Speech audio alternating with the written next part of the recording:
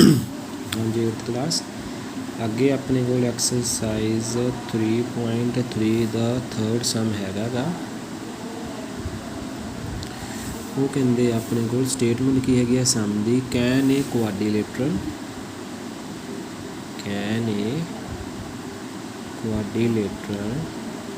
A B C D B a parallelogram if first condition देती है अपने कोल कि angle D plus angle B is equal to 180 degree. तो 3 condition आ, पहले आप 1 ते चेक कर देने कि ABCD पैरेललोग्राम होगी कि नहीं होगी। ठीक है, देखो कोई भी क्वाड्रिलेटरल अपने को हुण पैरेललोग्राम दी कंडीशन की होंदियां गियां कि एक तो अपने को देखो गिवन की है कि angle B plus angle D is equal to 180 degree. ठीक है, ये पैरेललोग्राम होवेगी कदों, जदों ये कंडीशन सैटिस्फाई करोगी। आप दसना है कि होगी कि नहीं, आप कहें हो भी सकती है ये बट है नहीं गी, ये है नहीं गी। क्यों? क्योंकि B plus D opposite angle of a parallelogram are equal, but इत्थे तां B ते D का सम 180 आ। ठीक है, ये पैरेललोग्राम हो सकती हैगी आ जेकर D भी 90 आ जाए तो B भी 90 आ जाए, means opposite angles are equal तो एडजैसेंट एंगल का सम कितना आ जाए 180 डिग्री। ठीक है, ये पैरेललोग्राम हो सकती हैगी आ। दिस बी पैरेललोग्राम इफ आपा की लिखांगे opposite angles are equal, opposite angles are equal. Second, sum of adjacent angles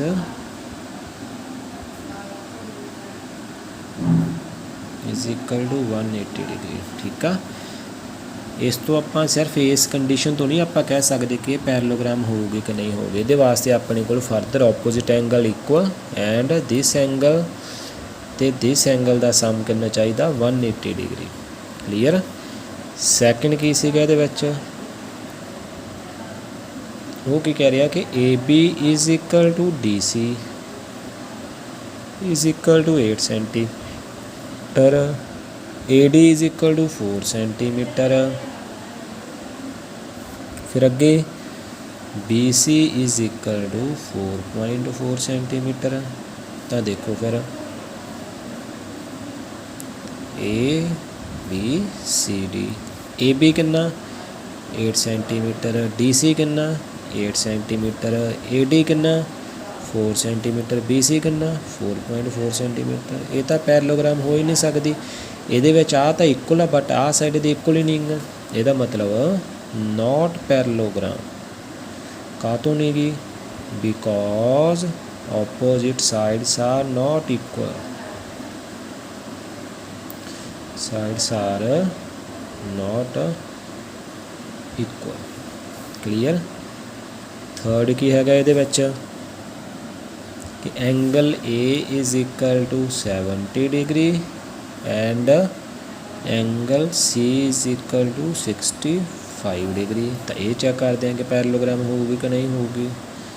ABCD, then what is angle A? Angle A is 70 degree, angle C is 65, not parallelogram. क्यों? क्योंकि parallelogram के opposite angle तो equal होंगे है, property याद करो। ठीक है, because opposite angles are not equal. ठीक है, पैरेललोग्राम के ऑपोजिट एंगल इक्वल होंगे, ऑपोजिट साइड्स इक्वल होंगे। क्लीयर आ कि नहीं क्लीयर। अगे हैगा अपने को सम नंबर 4। वो कहते draw a rough figure of a quadrilateral that is not a parallelogram but has exactly 2 opposite angles of equal major. ठीक है, स्टेटमेंट आप शॉर्ट के लिख लेना। वो कहते draw a rough quadrilateral draw a rough figure कह लो जां क्वाड्रिलेटरल नॉट पैरेललोग्राम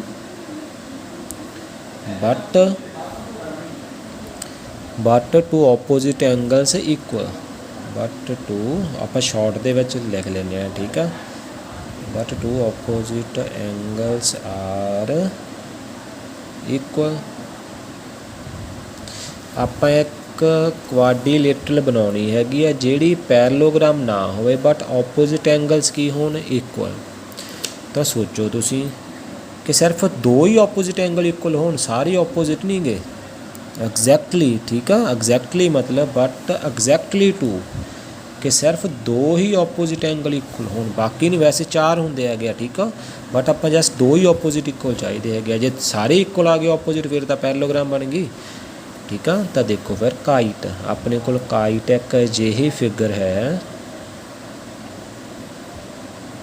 जिहदे विच एडजेसेंट मतलब consecutive pair of parallel of equal sides ठीक है जिहदे विच angle between equal and unequal sides are equal this side is not equal to this ये जिहड़ा एंगल आ ये जिहड़ा एंगल आ वो की हुंदे हैगे अपने कोल इक्वल हुंदे हैगे ठीक है।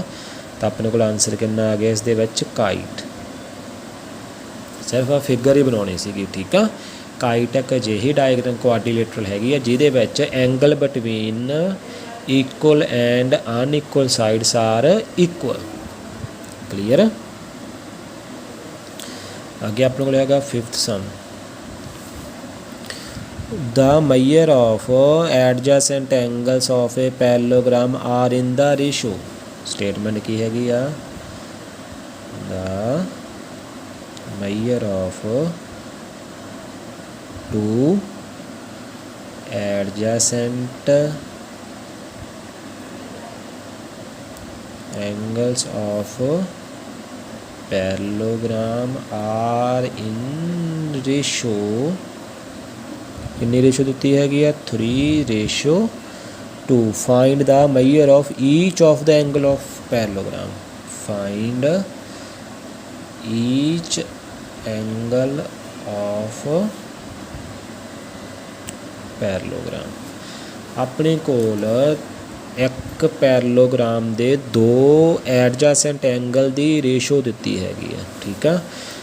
तो आप एक पैरेललोग्राम बना लें कोई भी रफ डायग्राम दे विच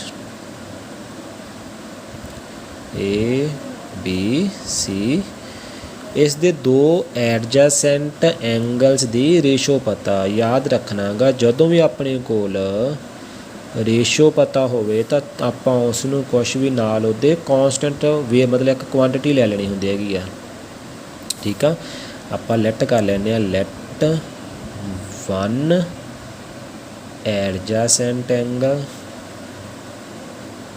कितना आ जाएगा अपन लेट कर लेंगे 3x फिर लिख लेंगे second adjacent angle is equal to 2x। तो एडजेसेंट एंगल आप कोई भी ले लेने हैं एडजेसेंट एंगल किहड़े हुंदे आ जिहड़े लाइन इक्को साइड उपर बन तो आप इसनूं लेट कर लेने हैं 2x इसनूं आप लेट कर लेने 3x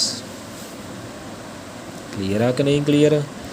उस तो बाद एडजेसेंट एंगल विच की रिलेशन हुंदा गा प्रॉपर्टी याद कर लो पैरेललोग्राम दी कि एडजेसेंट एंगल दा सम कितना हुंदा गा 180 डिग्री एंड लिख लो सम ऑफ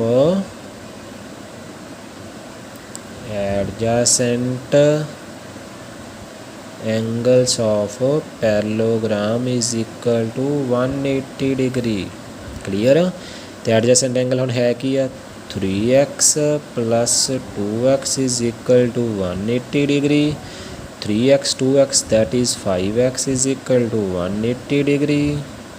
तो हम आप x फाइंड करना तो इतने 5 तो x मल्टीप्लाई हो रहे इधर जाके 5 की हो जाऊगा डिवाइड हो जाऊगा तो कैंसल आउट हो जाएंगे हाँ जी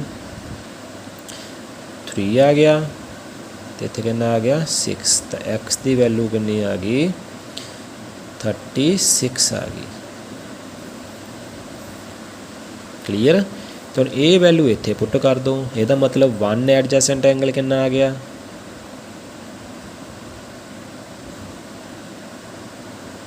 क्योंकि अपने को एक्स आया not adjacent angle. Adjacent angle कितना है 3 ਨੂੰ एक्स ਨਾਲ मल्टीप्लाई करना दैट इज़ 3x।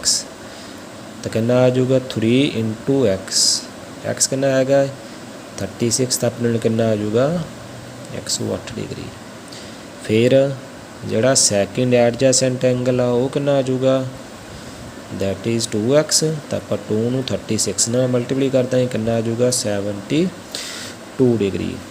ਆਪਾਂ ईच एंगल फाइंड करना। तो ईच एंगल आ गया opposite angles of a parallelogram are equal. ਇਹਦਾ मतलब एंगल सी कितना आ गया वो इस दे इक्वल हैगा ए दे। Angle C is equal to angle A. Angle A कितना अपने कोल 3x that is 108 degree. Angle D is equal to angle B. तो एंगल बी कितना आया अपने कोल 2x दैट इज़ सॉरी तो एंगल डी आ जाऊगा 72 डिग्री। तो आप सारे एंगल फाइंड कर ले। वन एडजेसेंट एंगल का मतलब एंगल ए इतों एंगल बी। ठीक है इत्थे लिख देना गा because opposite angles of a parallelogram are equal. Clear. इस तो बाद हैगा अपने कोल सम नंबर 6। ये तुसी अपने आप ट्राई करना।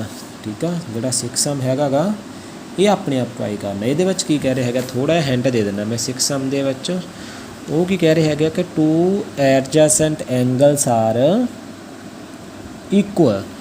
तो देखो जिथे अपने को रेशो दी सी हुण अपने को देखो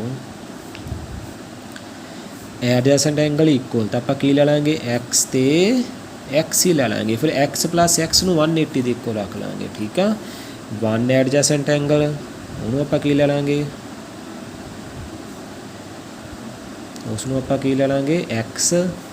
तो सैकेंड एडजेसेंट नूं भी आप की ले लेंगे फिर एक्स क्योंकि बोथ आर इक्वल। क्लीयर। तो उस तो बाद उस प्रोसीजर नाल इहनूं सॉल्व करी जाना आप। ठीक है अगे है सम नंबर 7th दे विच आपां नूं की कह रहे हैगे आ कि द एडजेसेंट अपने को फिगर बनी हैगी आ होप पैरेललोग्राम हैगा गा। Find the angle measure x y z state the property you use to find them. Okay अपने को एक होप दिती भी हैगी आ। होप की अपने को इज़ पैरेललोग्राम ਉਹਦੀ ਆਪਾਂ डायग्राम बना ਲੈਂਦੇ ਹੈਗੇ। डायग्राम ਆਪਾਂ ਨੂੰ गिवन ਆ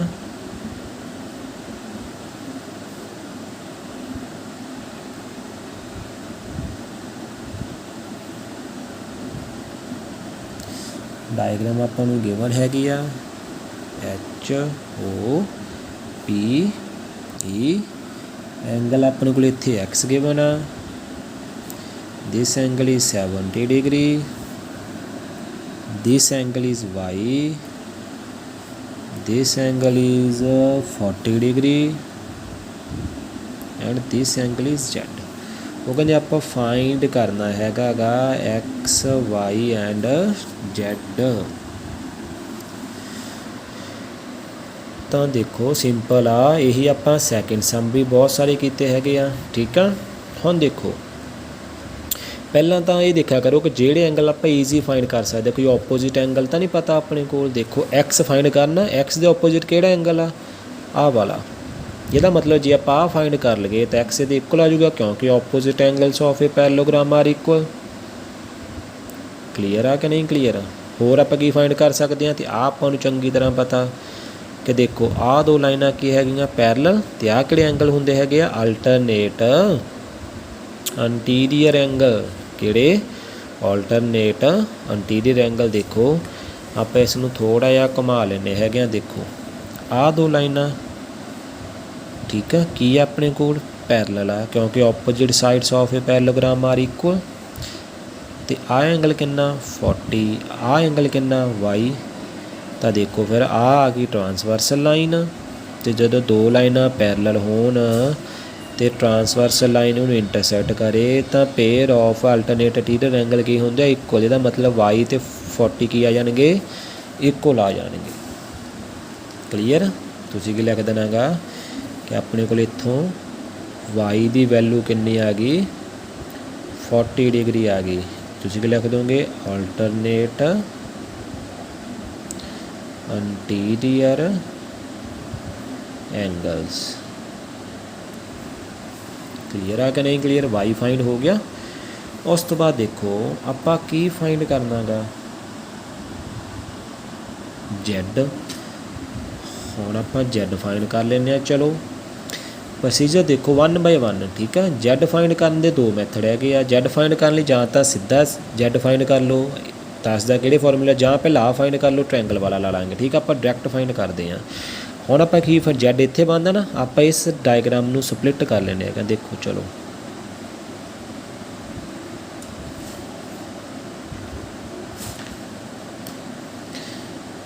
आ एंगल कितना 70 डिग्री, आ एंगल कितना 40 आपां फाइंड कर लिया। Y is 40, this is z. तो हुण आपां जैड फाइंड करांगे PHO।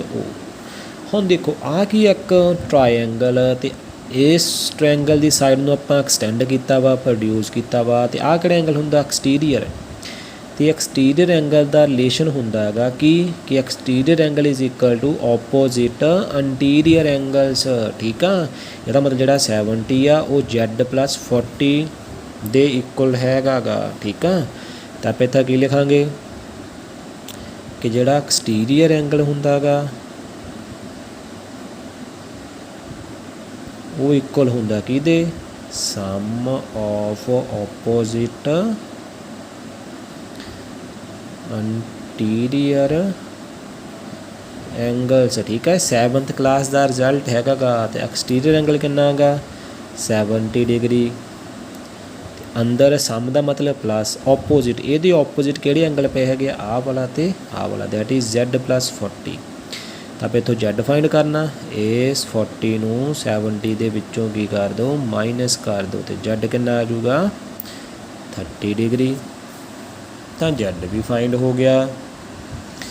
फिर आपां की फाइंड करना गा X। तो X फाइंड करने लई हुण तुसीं की करो इस एंगल नूं लैट कर लो M।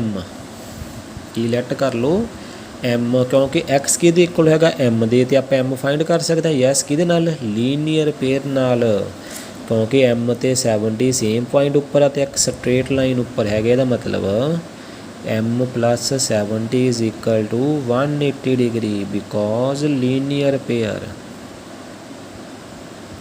तो M की वैल्यू कितनी आ गई 180 माइनस 70, तो M इज़ इक्वल टू 110 ठीक है। तो फिर X के इक्वल हैगा गा M दे, that is X is equal to M। तो X कितना आ जाऊगा 110। इत्थे प्रॉपर्टी लिख दो opposite angles of parallelogram, opposite angles of parallelogram. Clear आ कि नहीं क्लियर ठीक है। अगे आपां सम सॉल्व करांगे 8th।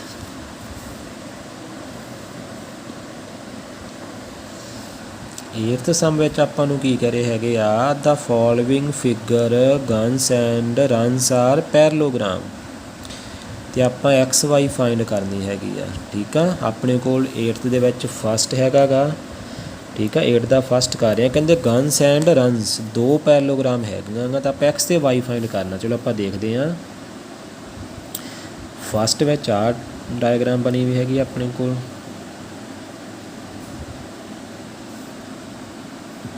गन्स ठीक है, आ गन आ कितना अपने कोल 3y माइनस 1, आ कितना 26, this is 18, this is 3x। अगे X ते Y आ रहे सी एंगल दे विच, वो की कह रहे अपने कोल गन्स की हैगी आ इज़ पैरेललोग्राम। आपां की फाइंड करना फाइंड X एंड Y। अगे XY की सीगे एंगल सीगे, हुण XY काहदे विच आ रहे साइड्स विच आ रहे हैगे आ, तो कोई चक्कर नहीं। तो साइड्स पैरेललोग्राम दियां साइड विच की रिलेशन हुंदा गा कि opposite sides of a parallelogram are equal. लिख लो इत्थे कि opposite sides of parallelogram are equal. ਇਹਦਾ ਮਤਲਬ ਫਿਰ ਇਸ ਦੇ ਆਪੋਜ਼ਿਟ ਕਿਹੜੀ ਸਾਈਡ ਪਈ ਆ 18, ਆ ਕਿਹਦੀ ਇਕੁਅਲ ਹੋਊਗੀ ਇਸ ਦੇ, ਆ ਕਿਹਦੀ ਇਕੁਅਲ ਹੋਊਗੀ ਇਸ ਦੇ। ਤੇ ਦਾ ਮਤਲਬ ਜਿਹੜਾ 3x ਆ ਉਹ ਕਿਹਦੇ ਇਕੁਅਲ ਆ ਗਿਆ 18 ਦੇ। ਤਾਂ ਇੱਥੋਂ ਆਪਾਂ x ਫਾਈਂਡ ਕਰ ਸਕਦੇ ਹਾਂ, ਯੈਸ। ਇੱਥੇ 3x ਨਾਲ ਕੀ ਹੋ ਰਿਹਾ ਮਲਟੀਪਲਾਈ, ਇੱਧਰ ਆ ਕੀ ਹੋ ਜਾਊਗਾ ਡਿਵਾਈਡ। ਤਾਂ ਇੱਥੋਂ x ਦੀ ਵੈਲਿਊ ਕਿੰਨੀ ਆ ਗਈ 6। ਕਲੀਅਰ। ਤਾਂ ਦੂਜੇ ਪਾਸੇ ਆ ਵੀ ਤਾਂ ਆਪੋਜ਼ਿਟ ਸਾਈਡ ਸੀ ਆ ਨਾ, ਇੱਥੋਂ 3y ਮਾਈਨਸ 1 ਕਿਹਦੇ ਇਕੁਅਲ ਆ ਜਾਊਗਾ 26 ਦੇ।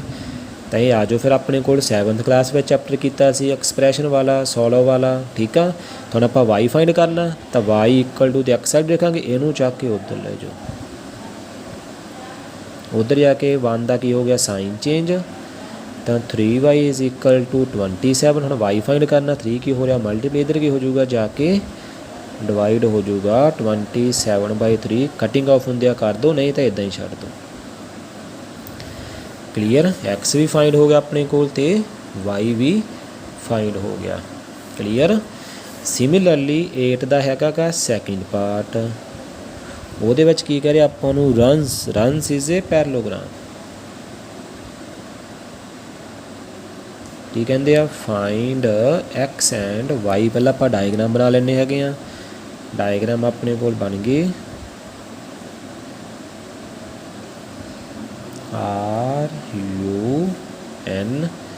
RUNS। ਠੀਕ ਆ, ਇਹਦੇ ਵਿੱਚ ਆਪਾਂ ਨੂੰ ਡਾਇਗਨਲ ਦਿੱਤੇ ਹੋਏ ਆ। ਕੀ ਦਿੱਤੇ ਹੋਏ ਆ diagonal, this is 20, this is y plus 7, this is 16, this is x plus y। Clear. ਹੁਣ ਅੱਗੇ ਐਕਸ ਵਾਈ ਆ ਰਹੀ ਸੀ ਐਂਗਲ ਦੇ ਵਿੱਚ, ਪਿਛਲੇ ਸਮ ਵਿੱਚ ਐਕਸ ਵਾਈ ਆਏ ਸਾਈਡਾਂ ਦੇ ਵਿੱਚ, ਹੁਣ ਐਕਸ ਵਾਈ ਕਿੱਥੇ ਆ ਗਏ ਡਾਇਗਨਲ ਦੇ ਵਿੱਚ। ਤਾਂ ਪੈਰਲੋਗ੍ਰਾਮ ਦੇ ਡਾਇਗਨਲ ਵਿੱਚ ਕੀ ਰਿਲੇਸ਼ਨ ਹੁੰਦਾ ਗਾ ਕਿ ਜਿਹੜੇ ਡਾਇਗਨਲ ਆ ਉਹ ਬਾਈਸੈਕਟ ਕਰਦੇ ਹੁੰਦੇ ਹੈਗੇ ਆ। ਇਹਦਾ ਮਤਲਬ ਜਿਹੜਾ ਦਿਸ ਵਾਲਾ ਉਹ ਇਸ ਦੇ ਇਕੁਅਲ ਹੋਊਗਾ, ਜਿਹੜਾ ਦਿਸ ਵਾਲਾ ਉਹ ਇਸ ਦੇ ਇਕੁਅਲ ਹੋਊਗਾ। ਠੀਕ ਆ, ਇੱਥੇ ਲਿਖ ਲਓ diagonals of a parallelogram, diagonals of parallelogram bisect each other. ਫਿਰ ਆਪਾਂ ਉਹ ਵਾਲੀ ਪ੍ਰੋਪਰਟੀ ਲਗਾਵਾਂਗੇ। ਕਲੀਅਰ। ਤਾਂ ਦੇਖੋ ਇੱਧਰ ਕਿੰਨਾ 20, ਇੱਧਰ ਕਿੰਨਾ y plus 7, ਤਾਂ ਆਪਾਂ y plus 7 ਕਿਹਦੇ ਇਕੁਅਲ ਹੋ ਜਾਊਗਾ 20 ਦੇ। ਆਪਾਂ y ਫਾਈਂਡ ਕਰਨਾ, ਤਾਂ ਕੌਂਸਟੈਂਟ ਸਾਰੇ x ਸਾਈਡ ਕਰ ਲੈਂਦੇ ਆ। ਉੱਧਰ ਜਾ ਕੇ 7 ਕਾਹਦਾ ਹੋ ਗਿਆ ਮਾਈਨਸ ਦਾ, ਤਾਂ 20 minus 7 is equal to 13। Clear. ਦੇਖੋ ਆ ਇਸ ਡਾਇਗਨਲ ਦਾ ਇਸ ਦੇ ਇਕੁਅਲ, ਤੇ ਆ ਕਿਹਦੇ ਇਕੁਅਲ ਹੋ ਜਾਊਗਾ ਇਸ ਦੇ। ਤਾਂ ਇੱਥੋਂ ਕੀ ਆ ਜਾਊਗਾ ਆਪਣੇ ਕੋਲ x plus y is equal to 16। ਹੁਣ ਇੱਥੇ ਦਾ ਆਪਣੇ ਕੋਲ 2 ਵੇਰੀਏਬਲ ਆ ਗਏ, x ਵੀ ਤੇ y ਵੀ। ਤਾਂ ਆਪਾਂ ਲੱਭਣਾ ਕੀ ਹੈਗਾ x ਹੁਣ ਹੈ ਨਾ, y ਤਾਂ ਲੱਭ ਲਿਆ, ਤੇ ਜਿਹੜੀ ਆਹ ਵਾਲੀ y ਦੀ ਵੈਲੂ ਉਹ ਇੱਥੇ ਯੂਜ਼ ਕਰ ਦਿਓ। ਤਾਂ ਆਪਾਂ y ਦੀ ਵੈਲੂ ਕਿੰਨੀ ਭਰ ਦਿੰਦੇ ਆ 13, ਕਿਉਂਕਿ ਆਪਾਂ ਪਹਿਲਾਂ y ਫਾਈਂਡ ਕਰ ਚੁੱਕੇ ਹਾਂ। ਅਤੇ ਹੁਣ x ਫਾਈਂਡ ਕਰਨਾ, 13 ਨੂੰ ਉੱਧਰ ਲੈ ਜਾਓ। 13 ਕਾਹਦਾ ਹੋ ਗਿਆ ਮਾਈਨਸ ਦਾ, ਅਤੇ x ਦੀ ਵੈਲੂ ਕਿੰਨੀ ਆ ਗਈ 3 ਆ ਗਈ। ਕਲੀਅਰ ਆ ਕਿ ਨਹੀਂ ਕਲੀਅਰ। ਠੀਕ ਆ, ਬਸ ਇੱਥੋਂ ਤੱਕ ਹੀ ਆਪਾਂ ਸਮ ਕਰਾਂਗੇ, ਬਾਕੀ ਅੱਗੇ ਫਿਰ ਕਰਾਂਗੇ। ਠੀਕ ਆ।